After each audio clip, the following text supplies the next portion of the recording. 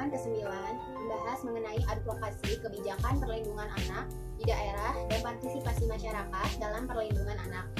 Adapun kekerasan pada anak yang masih banyak dijumpai. Pertama, kekerasan terhadap anak di tengah masyarakat. Kedua, kekerasan terhadap anak di dalam sekolah. Ketiga, kekerasan anak di dalam keluarga. Keempat, kekerasan oleh media elektronika seperti gadget, komputer, dan lain-lain. Kelima, kekerasan seksual pada anak. Kesimpulan dari pertemuan 9 ini yaitu, setelah melihat videonya, advokasi kebijakan perlindungan anak di daerah dan partisipasi masyarakat dalam perlindungan anak, dalam video tersebut disampaikan bahwa anak adalah setiap orang yang belum berusia 18 tahun, termasuk yang masih dalam kandungan. Anak-anak tersebut memiliki hak-hak yang harus kita lindungi, bukan hanya oleh orang tua maupun pemerintah, namun oleh seluruh masyarakat harus ikut berpartisipasi dalam memenuhi dan melindungi hak-hak tersebut. Namun kenyataannya masih banyak masyarakat yang kurang peduli dengan hak anak tersebut. Oleh karena itu, masih banyak kasus seperti kekerasan pada anak, pernikahan dini, eksploitasi anak, pelecehan pada anak, dan lain sebagainya. Padahal aturan pada hak anak terdapat pada Undang-Undang No. 35 Tahun 2014 atas perubahan Undang-Undang No. 23 Tahun 2002 tentang perlindungan anak. Karena seharusnya anak dididik dengan kasih sayang dari orang tua maupun masyarakat. Oleh karena itu, peran masyarakat dan orang tua sangat penting untuk melindungi hak anak tersebut. Pertemuan selanjutnya yaitu pertemuan 10 mengenai Lembaga Nasional Perlindungan Anak. Dalam pertemuan ini, kita menonton sebuah video mengenai hak kewajiban anak di rumah. Hak dan kewajiban banyak macamnya, tergantung kita berada di mana dan sebagai apa. Sebagai anak, kita mempunyai hak dan kewajiban di rumah. Sebagai pelajar, kita mempunyai hak dan kewajiban di sekolah. Sebagai orang tua, memiliki hak dan kewajiban di rumah dan tempat kerjanya. Guru-guru pun memiliki hak dan kewajiban di sekolah. Hak kita saat di rumah, pertama, mendapatkan makanan dan minuman. Kedua, mendapatkan perlindungan dan keamanan. Ketiga, mendapatkan kesejahteraan hidup seperti pakaian dan uang jajan. Keempat, mendapatkan bimbingan saat belajar.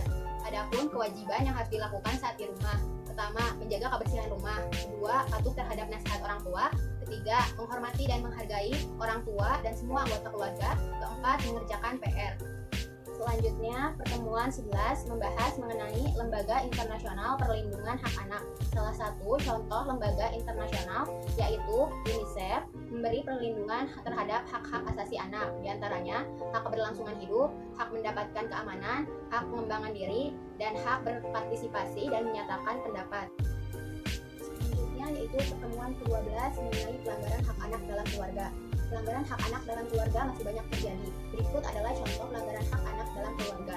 Pertama, adanya sebuah tindak kekerasan seperti mencubit, memukul, dan membentak. Kedua, adanya larangan berpendapat. Ketiga, diskriminasi pada anggota keluarga, dan lain-lain. Salah satu solusi untuk anak yang sudah menjadi korban, yaitu seperti dalam video pada pertemuan ini, adanya rumah ramah anak untuk korban kekerasan. Nama dari tempat tersebut yaitu Rumah Ramah Anak Busaina yang berlokasi di Lampung. Dengan ada Rumah Busaina ini, dapat menjadi tempat balita dari berbagai latar belakang, baik sebagian dari korban kekerasan, penelantaran, anak hasil dari luar pernikahan, serta orang tua yang tidak memiliki finansial yang cukup untuk menghidupi sang anak. Ada beragam kegiatan dalam Rumah Busaina ini, seperti bermain, belajar, dan senam dengan musik khas anak.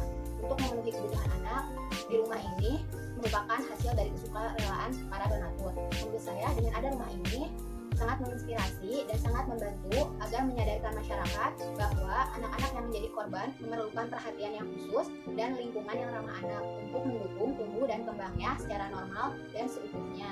Dan hal ini mendapatkan perhatian juga oleh pemerintah agar anak juga dapat terus berkembang untuk kedepannya menjadi lebih baik lagi. Selanjutnya, pertemuan ke-13 mengenai pelanggaran hak anak dalam masyarakat dan negara. Masih banyak pelanggaran hak anak dalam masyarakat dan negara, seperti adanya bunuh anak, penculikan anak, eksploitasi anak, pernikahan dini, dan lain-lain. Hal ini sering terjadi, padahal dalam Undang-Undang Nomor 35 Tahun 2014 tentang perubahan atas Undang-Undang Nomor 23 Tahun 2002 tentang perlindungan anak, yaitu pada pasal 20 yang berbunyi, negara, pemerintah, pemerintah daerah, masyarakat, keluarga, dan orang tua atau wali berkewajiban dan bertanggung jawab terhadap penyelenggaraan perlindungan anak. Oleh karena itu, anak adalah generasi bangsa ke depannya yang harus dilindungi dari tindak kekerasan baik fisik maupun mental. Menjaga hak anak menjadi tugas semua orang.